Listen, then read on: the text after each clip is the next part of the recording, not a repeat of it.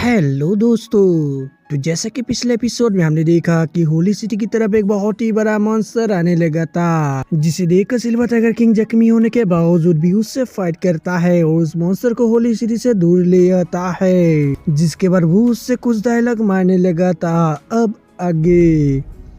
तो next episode की शुरुआत बिल्कुल उसी सीन से शुरू होता है, जहां पर हम देखते हैं कि सिल्वर टाइगर किंग की बातें सुनकर वो मॉन्स्टर उस पर बहुत ही ज्यादा भड़क जाता है और उस पर हमला कर देता है, मगर सिल्वर टाइगर किंग उसके अटैक को डॉज कर लेता है और उसके पीछे आकर खड़ा हो जाता है। और जिसके तुरंत ही हम देखते हैं कि silver tiger king snow demon freezing skill का यूज करके उस मॉन्स्टर के ऊपर एक बहुत ही पावरफुल अटैक करता है, मगर हम देखते हैं कि सिल्वर टाइगर किंग के इतने ज्यादा खतरनाक अटैक से भी उस मॉन्स्टर को कुछ भी नहीं होता है, जिसके बाद वो मॉन्स्टर सिल्वर टाइगर किंग पर लगातार अपने पंजों से हमला करने लगता है। लेकिन सिल्वर टाइगर किंग उसके सभी अटैक्स को डॉज कर देता है और फिर वो वहाँ पर अपने स्पेस एक फॉर्मेशन को क्रिएट करता है और उस मॉन्स्टर के सिर पर अटैक कर देता है और फिर उस मॉन्स्टर को कहता है कि तुम होली सिटी के गार्डियन बीस्ट बन जाओ, और यही कहकर वो पीछे आ जाता है। वहीं आप सिल्वर टाइगर किंग की ये बातें सुनकर वो मॉन्स्टर बहुत ही ज्यादा गुस्सा हो जाता है और गुस्से में बहुत ही ज्यादा दहाड़ने लगता है, जिस पर अब सिल्वर टाइगर किंग उससे कहता है कि या तो तुम एक पर्सन के गुलाम बन जाओ या फिर किसी क्लैन के सर उसके पार्टनर बन के उसकी मदद करो। और ये कहकर वो उससे कहता है मुझे यकीन है कि तुम कोई अच्छी चॉइस चूज करोगे, और अगर तुम होली सिटी के गार्डियन बीस्ट बनते हो तो फिर मैं तुम्हें लेवल 6 के होली बीस्ट बनने में मदद करूंगा, जिससे तुम इतने ज्यादा पावरफुल हो जाओगे कि तुम गोल्डन मार्शल गॉड से भी लड़ पाओगे। इसलिए तुम अभी के लिए यहाँ से चले जाओ और जाकर आराम करो। आप सिल्वर टाइगर किंग की ये बातें सुनकर वो मॉन्स्टर जोर जोर से दहाड़ने लगता है और जिसके बाद वो वहाँ से चला जाता है। वही उसके जाने के बाद सिल्वर टाइगर किंग कहता है तुम मेरे हुक्म का इक्का बनोगे, और ये कहकर वो एक पेड़ के पास आ जाता है और वहाँ पर कल्टीवेशन करने भेज जाता है ताकि वो खुद को रिकवर कर सके। सिल्वर टाइगर किंग अब खुद को रिकवर करने के लिए कल्टीवेशन कर ही रहा होता है कि तभी हम वहाँ पर किसी को आते हुए देखते हैं, जिसका एहसास सिल्वर टाइगर किंग को भी हो जाता है। इसलिए वो तुरंत ही अपनी आंखें खोल लेता है और वो देखता है कि उसके सामने जिनमुई खड़ी है। अब ये देखकर वो उससे पूछता है कि आखिर तुम यहाँ पर क्यों आई हो, क्योंकि तुम्हें देखकर ऐसा बिल्कुल भी नहीं लग रहा है कि तुम मुझे यहाँ पर मारने के इरादे से आई हो। इस पर अब जिनमुई भी हाँ कह देती है और उसे बताती है कि मैं यहाँ पर तुम्हारे साथ एक डील करने आई हूँ। अब उसकी बात सुनकर सिल्वर टाइगर किंग खड़ा हो जाता है। फिर जिनमुई कहती है कि मैं अपने क्लैन के साथ इस फाइट को यहीं पर ही छोड़ दूंगी, लेकिन इसके लिए मेरी कुछ कंडीशंस है। और ये कहकर वो बताती है कि मेरे और मेरे मून फॉक्स क्लैन को बाइंगमिंग माउंटेन पर आराम से रहने दिया जाए।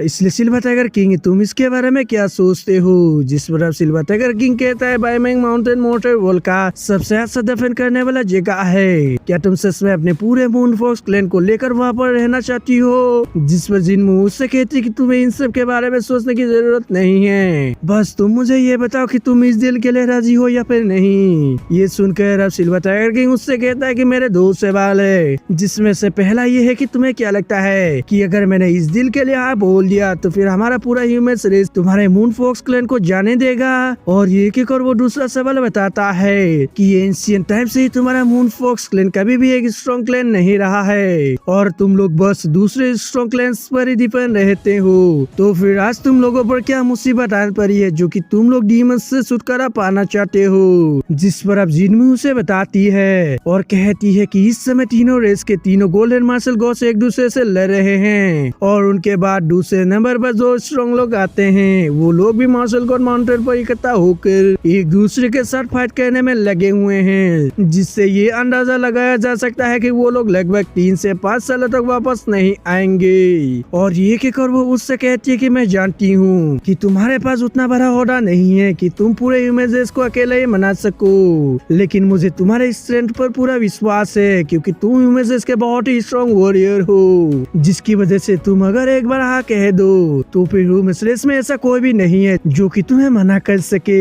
और जहाँ तक तुम्हारे दूसरे सवाल की बात है तो उसका जवाब ये है कि डीमंस खुद को डीमंस के गॉड मानते हैं, जिसकी वजह से मेरे मून फॉक्स क्लैन को उनके सामने सरेंडर करना पड़ता है। और हमारा moon fox clan combat power में बहुत ही ज्यादा कमजोर है, जिसकी वजह से हमें हर साल उन डीमंस को हमारे क्लैन के सबसे खूबसूरत और जवान लड़की को उनको देना पड़ता है। और ये कहकर वो बहुत ही ज्यादा इमोशनल हो जाती है और वो इमोशनल होते हुए कहती है कि मैं कसम खाती हूँ कि मैं अपने इस लाइफ में अपने मून फॉक्स क्लैन को इस गंदी जगह से जरूर बाहर निकालूंगी, ताकि भविष्य में कोई भी मेरे मून फॉक्स क्लैन को परेशान ना कर पाए। आप जीनमुई की बातें सुनकर सिल्वर टाइगर की अपने मन ही मन सोचने लगता है और कहता है कि शायद यही कारण है कि मून फॉक्स क्लैन कई हजारों सालों के फाइट के बाद भी अब तक सरवाइव कर पाई है। फिर जीनमुई आगे कहती है, आज मैं जो भी हूँ अपने क्लैन के उन्हीं अनगिनत वुमेन्स की वजह से हूँ, और उनके साथ जो कुछ भी हुआ है वो मुझे बार बार याद दिलाता है कि मुझे अपने क्लैन को किसी न किसी तरह से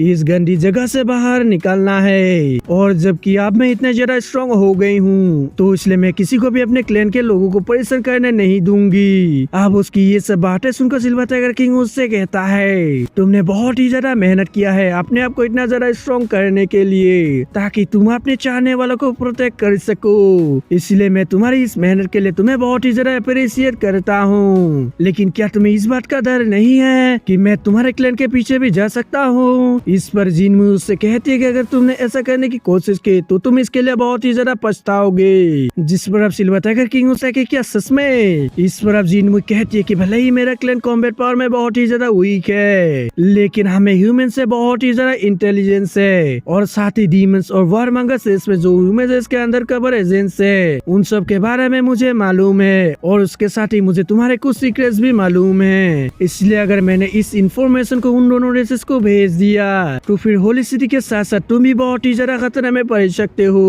और साथ ही अब मैं बहुत ही ज्यादा पावरफुल भी हो गई हूँ, लेकिन भले ही मैं तुम्हारे जितनी पावरफुल तो नहीं हूँ, पर मैं डिमोनिक टाइगर किंग से ज्यादा ही पावरफुल हूँ। इसलिए अगर मैंने अपने गोल्डन डिवाइन नेपेपिनी को एक्टिवेट कर लिया तो फिर मुझे यकीन है कि मैं और भी ज्यादा स्ट्रॉन्ग हो जाऊंगी। और ये कहकर वो सिल्वर टाइगर किंग से कहते कि अगर तुम मेरे क्लैन के पीछे पीछे आए और मेरे क्लैन के किसी भी बंदे को मारने की कोशिश की तो फिर मैं तुम्हारे ह्यूमन रेस के 10 बंदों को मार डालूंगी। ये सुनकर अब सिल्वर टाइगर किंग उससे कहता है, ओ तुम कितनी क्रूएल हो। इस पर जीनमुई उससे कहती है कि अगर तुम ऐसा करने की कोशिश करोगे तो फिर मुझे भी वैसा ही करना पड़ेगा, ये मेरी मजबूरी है। अब ये सुनकर सिल्वर टाइगर किंग जीनमुई के डील को एक्सेप्ट कर लेता है, और फिर एक्सेप्ट करने के बाद वो उससे कहता है कि अब तो हम पार्टनर्स बन चुके हैं, इसलिए फिर क्या तुम मुझे ये बता सकती हो कि ये डिमोनिक टाइगर किंग कौन है? इस पर जीनमुई उसे बताती है कि डिमोनिक टाइगर किंग के फेस को आज तक किसी ने भी नहीं देखा है, क्योंकि वो जब भी हमसे बात करता है तो वो तब भी अपने मास्क को पहना रहता है, लेकिन उसने एक बार कहा था कि वो एक्सपोज हो चुका है, शायद तुमने उसके आइडेंटिटी को गेस कर लिया था। ये सुनकर अब सिल्वर टाइगर किंग उससे कहते कि क्या सच में? इस पर जिनमी उससे कहती है, मुझे जो पता था मैंने तुम्हें वो सब कुछ बता दिया है, और साथ ही अब मुझे यहाँ से जाना होगा क्योंकि मैं उन लोगों को कुछ काम है बोलकर यहाँ आई थी, लेकिन तुम हमारे डील को मत भूलना। जिस पर अब सिल्वर टाइगर किंग भी यहाँ कह देता है, और ये सुनकर जिनमी वहाँ से चली जाती है। अब उसके जाने के बाद सिल्वर टाइगर किंग अपने मन ही मन सोचता है कि आखिर इसका मतलब क्या था कि डिमोनिक टाइगर किंग एक्सपोज हो चुका है। फिर इसके बाद सीन चेंज होता है और हम लुओ सुइमी को देखते हैं जो कि वांग फेंग का ही वेट कर रही होती है, और तभी हम देखते हैं कि वहाँ पर वांग फेंग भी आ जाता है, जिसे देखकर लुओ सुइमी तुरंत ही उसके पास आ जाती है और उससे पूछती है कि आखिर तुम कहाँ चले गए थे? मैं तो बहुत ही ज्यादा घबरा गई थी क्योंकि मुझे लगा था कि डीमंस ने तुम्हें किडनैप कर लिया है। ये सुनकर वांग फेंग उससे कहता है कि मुझे माफ कर दो क्योंकि मैं बहुत ही ज्यादा कमजोर हूँ, जिसकी वजह से मैं जब भी कोई लड़ाई देखता हूँ तो फिर मैं अपनी जान बचाने के लिए वहाँ से भाग जाता हूँ और जाकर छुप जाता हूँ। जिस पर हम देखते हैं कि वहाँ पर मिस लुओ भी आ जाती है और उससे कहती है कि ये अच्छा होगा कि तुम सिल्वर टाइगर किंग को जरा इंतजार न करवाओ। जिस पर अब वांग फेंग उससे कहता है, मुझे लगता है कि आपको सिल्वर टाइगर किंग की कुछ ज्यादा ही फिक्र है। ये सुनकर अब लुओ सुइमी भी अपने बहन के मजे लेते हुए कहती है कि वांग फेंग तुम बिल्कुल सही बोल रहे हो।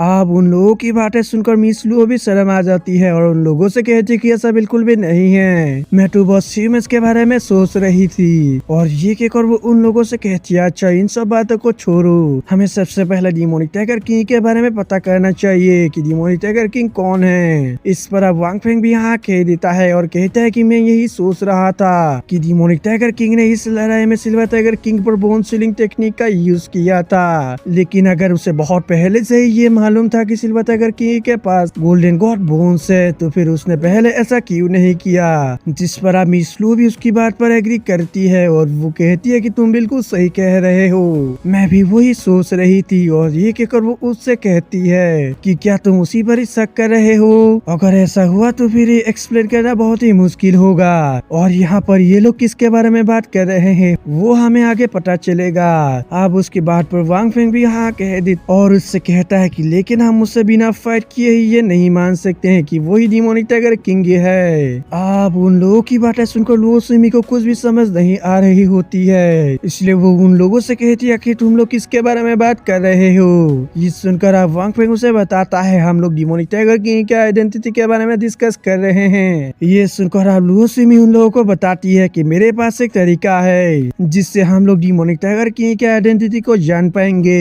जिस पर ये सुनकर वो दोनों ही हैरान हो जाते हैं और उसे वो तरीका बताने को कहते हैं। अब इस पर लुओ सुमी भी वो तरीका बताती है और कहती है कि हम पीपीएलआईज स्किल का यूज कर सकते हैं। ये सुनकर अब वांग फेंग भी उसे हाँ कह देता है और कहता है कि तुम बिल्कुल सही कह रही हो, हम पीपीएलआईज स्किल की तरह एक और स्किल को यूज कर सकते हैं जिसका नाम आई ऑफ ट्रूथ है। और उस स्किल से हम डिमोनिक टाइगर किंग के मांस के अंदर भी झांक सकते हैं, क्योंकि डिमोनिक टाइगर किंग का मांस सिल्वर टाइगर किंग की तरह बिल्कुल भी नहीं है, जिस वजह से हम उसके अंदर आसानी से झांक सकते हैं।